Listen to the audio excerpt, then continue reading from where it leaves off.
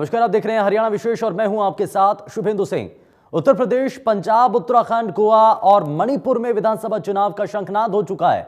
Corona की चुनौतियां, Omicron के बढ़ते खतरे के बीच चुनाव आयोग ने 5 राज्यों में विधानसभा चुनाव की तारीखों की घोषणा की।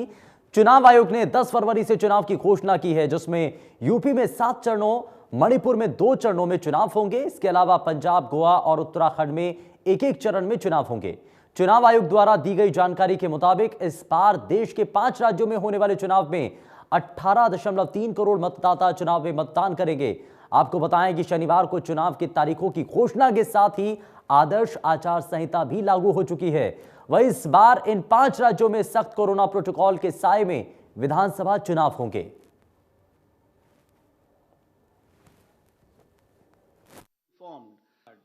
And we are reducing it by one more phase, and all elections of 5 states will be conducted in 7 phases. And the first date of the issue of notification will be 14th January 2022, and which will start from Uttar Pradesh. This will be the first phase of Uttar Pradesh. The issue of notification is 14th January. Last date of nominations 21st January. Scrutiny of nominations 24th January, last date of withdrawal of candidature 27th January, and date of poll 10th February 2022. This is the first phase, and date of poll is 7th March.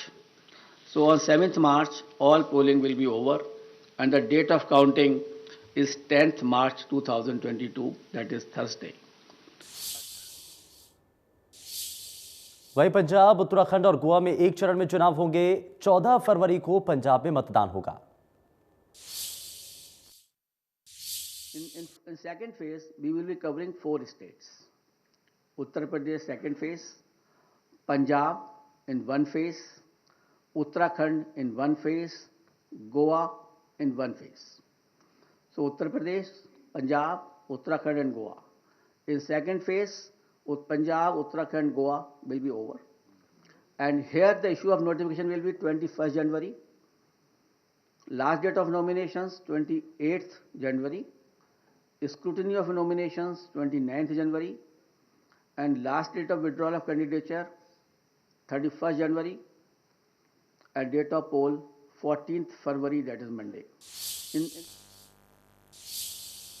चलिए चुनाव आयोग की मुख्य बातों पर एक बार नजर डाल लेते हैं।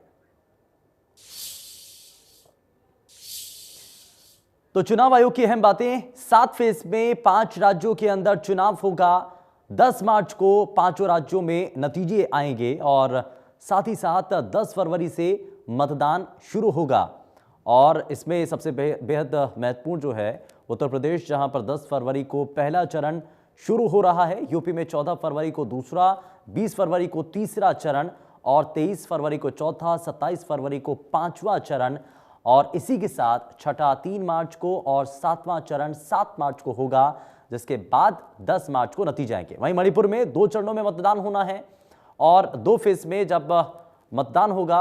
मणिपुर में 27 फरवरी को पहले चरण में और 3 मार्च को दूसरे चरण में मतदान होगा। पंजाब, उत्तराखंड और गोवा में 14 फरवरी को मतदान होगा। कोरोना में चुनाव कराना चुनौतीपूर्ण, लेकिन ये हमारा कर्तव्य है, चुनाव आयोग की तरफ से कहा गया। लगभग 18 करोड़ मतदाता चुनाव में मतदान करेंगे। 18.3 करोड़ मतदाता इसमें हिस्सा लेंगे। कोरोना नियमों के साथ ये पूरा चुनाव संपन्न कराया जाएगा। अब 24.9 लाख नए वोटर बढ़े। पोलिंग स्टेशन में 16% की बढ़ोतरी की है। चुनाव की अधिसूचना तत्काल प्रभाव से लागू की गई है। सभी चुनाव कर्मियों को वैक्सीन की दोनों डोज लगी होगी, यह सुनिश्चित किया जाएगा। पोलिंग की टाइमिंग 1 घंटे ज्यादा रहेगी। यह भी इस बार पहले के मुकाबले बदलाव नजर आएगा। सभी चुनाव कर्मचारी वैक्सीनेटेड होंगे, सभी को वैक्सीन लगी होगी। डिजिटल प्रचार, वर्चुअल तरीके से चुनाव प्रचार राजनीतिक पार्टियों को करना होगा। तो यहां से चुनावों की नई परिपाटी शुरू हो रही है। पदयात्रा, रोड शो पर यह इस दौरान पाबंदी रहेगी।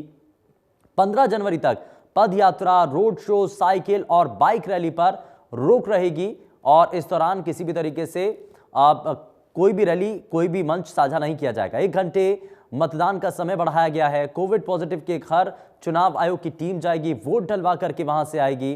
तो यानी कि अगर कोई संक्रमित हो जाता है तो उनके घर पर इलेक्शन कमीशन की टीम आएगी।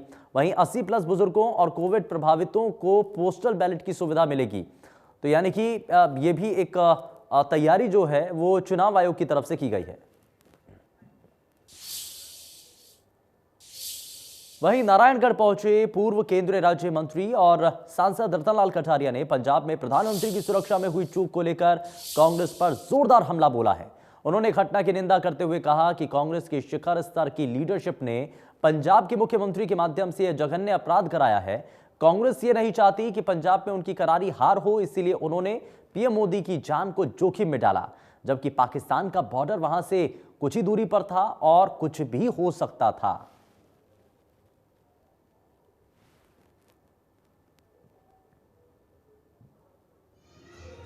कांग्रेस की शिखर स्तर की लीडरशिप ने पंजाब के मुख्यमंत्री के माध्यम से ये जघन्य कांड जो पंजाब में हुआ है वो कराया है। कांग्रेस पार्टी किसी भी कीमत पर नहीं चाहती कि पंजाब में उसकी पराजय हो, इसलिए उसने मोदी जी की रैली को बहाना बनाकर सारे हथकंडे अपनाए और उनकी जान को जोखिम में डाला। ड्रामेबाज को ड्रामेबाज ही नजर आते हैं। सिद्धू का ड्रामा आप हर रोज वो कपिल देव के शो में देखते हैं। जिस आदमी का अपना कोई स्टैंडर्ड नहीं है, ना उसको पंजाब के कांग्रेसी मानते, ना उसको जनता मानती। वो तो एक बेसुरा ताल है। पता नहीं क्या कारण है, ऐसी कौन सी अच्छाई उसमें सोनिया गांधी और राहुल को नजर आई कि कांग्रेस का उसको अध्यक्ष बना दिया। पंजाब के फिरोजपुर में प्रधानमंत्री मोदी की सुरक्षा चूक मामला थमता नजर नहीं आ रहा है। बीजेपी नेता लगातार पंजाब सरकार को बर्खास्त करने की मांग कर रहे हैं। साथ ही पीएम मोदी की दीर्घायु के लिए हवन यज्ञ करा रहे हैं। प्रधानमंत्री नरेंद्र मोदी की दीर्घायु और लंबी आयु की कामना के लिए प्रदेश के एकमात्र शक्तिपीठ भद्रकाली मंदिर में महामृत्युंजय मंत्र के साथ हवन यज्ञ किया गया। प्रधानमंत्री मोदी की फिरोजपुर रैली के संयोजक और कुरुक्षेत्र से सांसद नायब सिंह सैनी ने कहा कि जिस तरह से प्रधानमंत्री मोदी की सुरक्षा में चूक हुई है, उसके जिम्मेदार पंजाब के मुख्यमंत्री और कांग्रेस पार्टी की सुप्रीमो सोनिया गांधी और राहुल गांधी हैं। उन्होंने कहा कि पंजाब की सरकार को 1 मिनट भी रहने का अधिकार नहीं है और पंजाब में तुरंत प्रभाव से राष्ट्रपति शासन लगा दिया जाना चाहिए।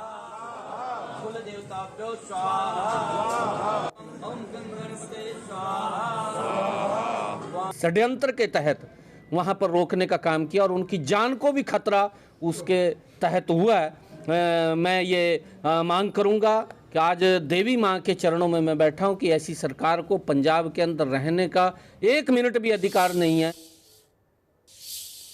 केंद्र शासित प्रदेश चंडीगढ़ में बड़ा उलटफेर करते हुए बीजेपी ने मेयर के पद पर कब्जा कर लिया है। बीजेपी की सरबजीत कौर चंडीगढ़ की मेयर बन गई हैं। निकाय चुनावों में सबसे बड़ी पार्टी बनकर उभरने वाली आप ने मेयर चुनाव में धांधली का आरोप लगाया। चुनाव के बाद मेयर की कुर्सी के पीछे ही आम आदमी पार्टी के सभी पार्षद धरने पर बैठ गए। डीसी विनय प्रताप सिंह को भी मौके पर रोक लिया गया। नगर निगम के अंदर मार्शल बुलाए गए। आपके पार्षद भी मेयर के बगल की कुर्सी पर बैठ गए।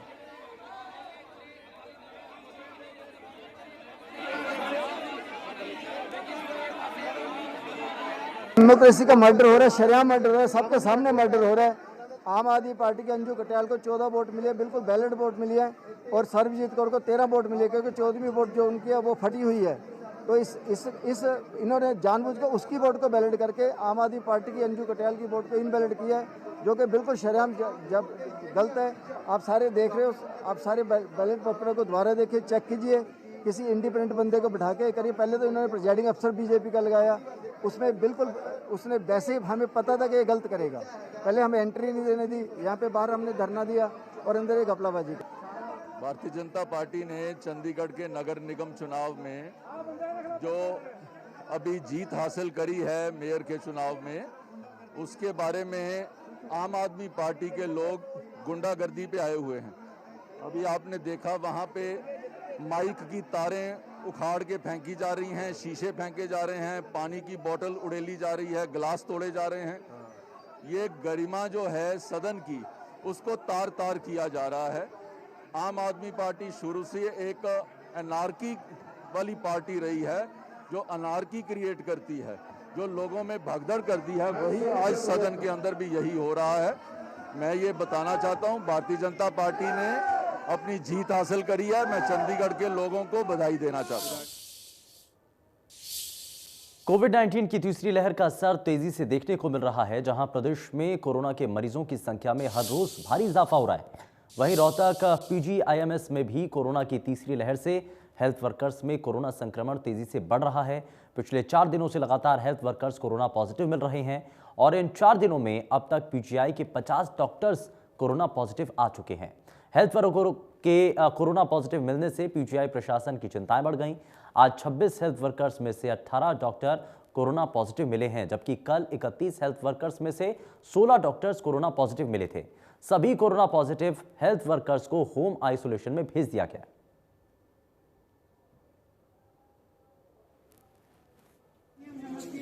पीजीआई में जो केसेस आ रहे हैं वो डे बाय डे बढ़ रहे हैं। तो हमारे पास जो एडमिशन है वो अभी तक 7 ही पेशेंट हैं, जिसमें से जो 2 पेशेंट आईसीयू में हैं हमारे पास। बाकी जो हेल्थ केयर वर्कर हैं, जो हमारे डॉक्टर्स हैं, जिनको हॉस्टल में नहीं रख सकते क्योंकि वो नॉन कोविड जो है पेशेंट्स के साथ मिक्स ना हो जाए, तो इसलिए उनको आइसोलेट किया हुआ है। बाकी अभी कोई सीरियस पेशेंट नहीं आया है, 2 ही पेशेंट हैं हमारे पास जो आईसीयू में। डॉक्टर साहब, हेल्थ केयर वर्कर जो है हमारे काफ़ी पॉजिटिव आए हैं। कल तक हमारे पास 31 हेल्थ केयर वर्कर आए थे, जिसमें मैक्सिमम लोग डॉक्टर ही थे। आज फिर जो है 26 स्टूडेंट्स पॉजिटिव आए हैं और 18 हेल्थ वर्कर जो है और पॉजिटिव आए हैं अभी, जिसमें मैक्सिमम लोग डॉक्टर ही हैं। सर, अब डॉक्टरों की संख्या कितनी हो चुकी है अभी तक जो पॉजिटिव मिले? और कौन अराउंड जो है 50 के जो है डॉक्टर पॉजिटिव हो चुके हैं। 50 डॉक्टर्स हमारे पॉजिटिव हो।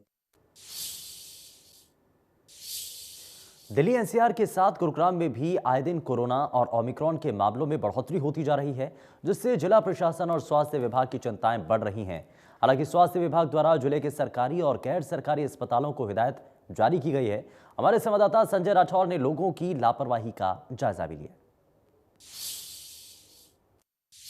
दिल्ली एनसीआर में लगातार बढ़ रहे कोरोना और ओमिक्रॉन के मामलों के बाद जहां गुरुग्राम में भी मामलों ने जो रफ्तार पकड़ी है, पिछले 24 घंटे की मैं बात करूं कि 1800 से ज़्यादा जो मामले हैं वो कोरोना के और 9 नए मामले ओमिक्रॉन के सामने हैं और जो लोगों की लापरवाही है वो साफ दर्शा रही है। इस समय मैं मौजूद हूँ गुरुग्राम की खांडसा सब्जी मंडी में, जहाँ लोग बिना मास्क के घूमते नजर आ रहे हैं और शहर के अलग अलग हिस्से में जो सब्जियाँ और जो फ्रूट है वो यहाँ से लेके जाते हैं। तो ऐसे में कहीं ना कहीं अलग अलग हिस्से में जब ये लोग जाते हैं तो कहीं ना कहीं किसी भी व्यक्ति में कोई लक्षण पाया गया है तो कहीं ना कहीं एक बड़ा जो मैं बात करूं कोरोना का जो ब्लास्ट है वो हो सकता है। जिस तरीके से पिछले कुछ दिनों में लगातार गुरुग्राम में कोरोना और ओमिक्रॉन के मामले जो लगातार बढ़ रहे हैं, उनका यही कारण है कि लोग अभी भी लापरवाही बरतते नजर आ रहे हैं कि बिल्कुल भी वो सरकार की दी हुई गाइडलाइंस को फॉलो नहीं कर रहे हैं, ना ही उनकी पालना कर रहे हैं। और जिस तरीके से आप देख रहे हैं कि बिना मास्क के यहाँ लगातार जो लोग हैं वो घूमते नजर आ रहे हैं। हालांकि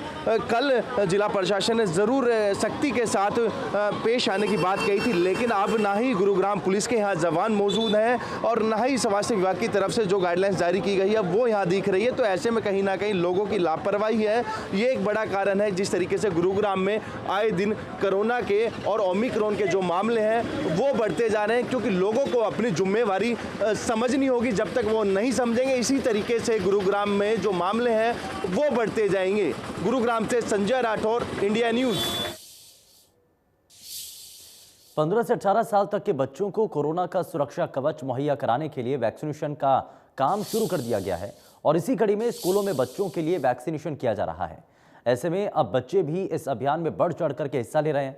फरीदाबाद के ग्रेटर फरीदाबाद स्थित मॉडर्न डीपीएस स्कूल में स्कूली बच्चे न सिर्फ कोरोना वैक्सीनेशन के लिए आगे आ रहे हैं, बल्कि अन्य बच्चों और अभिभावकों को भी कोरोना की वैक्सीन बिना किसी डर के लगवाने के लिए प्रेरित कर रहे हैं। बच्चों का वैक्सीनेशन को लेकर आत्मविश्वास देखते ही बन रहा है। वहीं स्कूल में भी सोशल डिस्टेंसिंग, मास्क और निर्धारित गाइडलाइंस के अनुसार वैक्सीनेशन करवाया जा रहा है।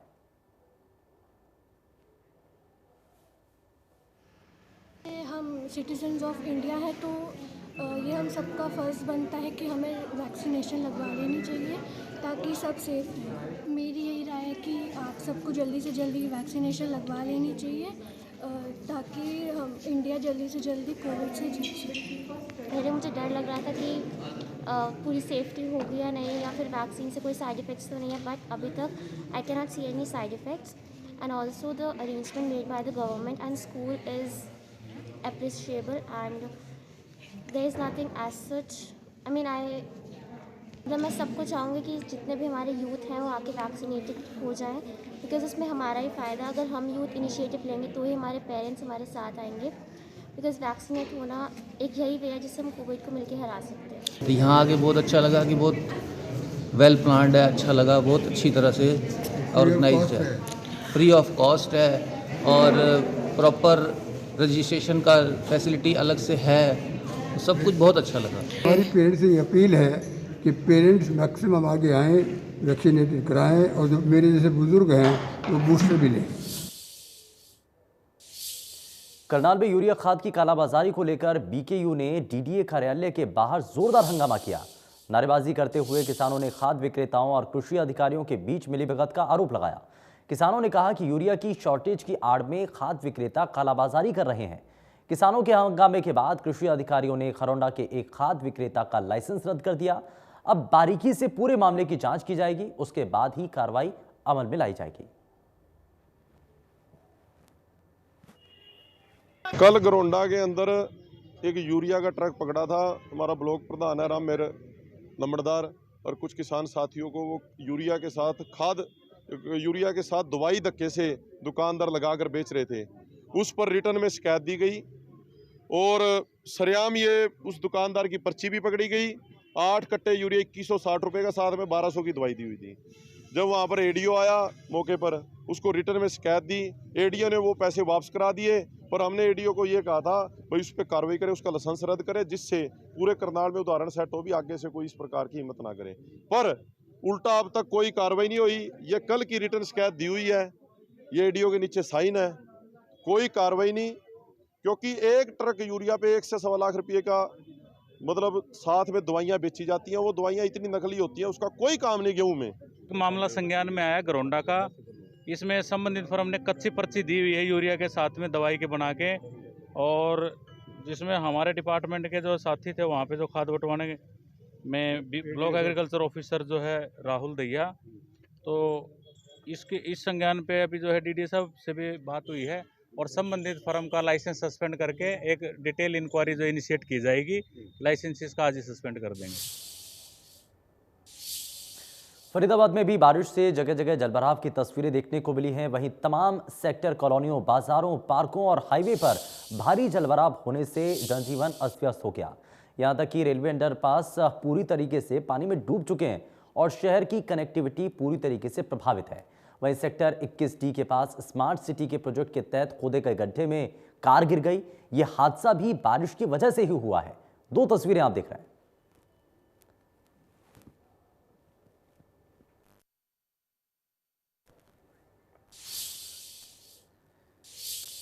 वहीं सोनीपत में देर रात से बारिश हो रही है। जिले में अब तक 34 mm बारिश हो चुकी है। वहीं बारिश ने नगर निगम प्रशासन की एक बार फिर से पोल खोल कर के रख दी है। जहां सोनीपत में रेलवे शनि मंदिर अंडरपास में करीबन 8 फुट तक पानी भर गया और जिसके कारण ट्रैफिक और राहगीरों को आने जाने में काफी परेशानियों का सामना करना पड़ा। करोड़ों रुपए का बजट शहर की निकासी, पानी निकासी पर खर्च होने के बावजूद भी व्यवस्थाएं ज्यों की त्यों नजर आती हैं। करोड़ों रुपए का बजट कागजों में निकासी के लिए दुरुस्त कर दिया जाता है, लेकिन गौरतलब है कि जहां नगर निगम की अव्यवस्था लगातार देखी जाती है, वहीं सोनीपत में गोहाना फ्लाईओवर के धंसने का मामला भी सामने आया। और एक बार फिर से ये जरा 2 तस्वीरें आप देख रहे हैं। एक तरफ जहां पर अंडरपास में जलभराव हो जाता है जिसकी वजह से आवाजाही यहां पर बंद हो जाती है, वहीं दूसरी तस्वीर आप देख रहे हैं फ्लाईओवर पर सड़क अचानक से धंस जाती है और ये किसी बड़े हादसे को न्योता दे सकती थी।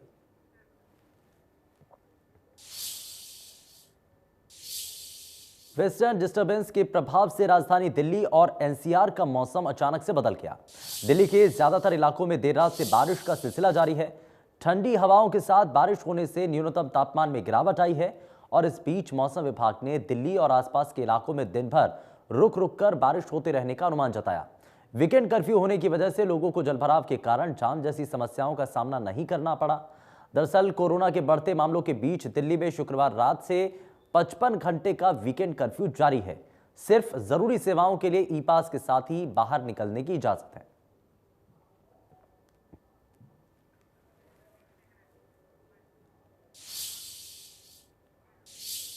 हरियाणा के भी कई जिलों में देर रात से तेज बारिश हो रही है। बारिश की वजह से लोगों को खासी परेशानियां हो रही हैं।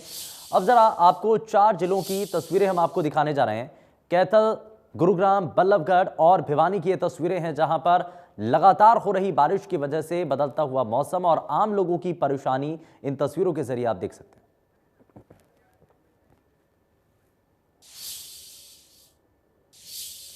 हरियाणा विशेष में फिलहाल के लिए बस उतना ही। नमस्कार।